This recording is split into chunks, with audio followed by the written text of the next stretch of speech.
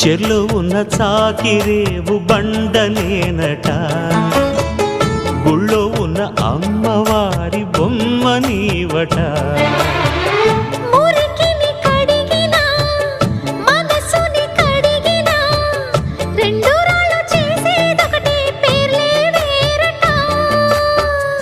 అవునో కాదో తెలియదు కానీ నువ్వు చెబుతుంటే అవునంట. మరి అంతలోనే బుంగమూతి సంగతేంటట? నాకు తెలుసా మంచి చెడ్డ, నువ్వు చెబితే నేర్చుకుంటా. నిన్ను నమ్మినాను అంతా నీ దయా.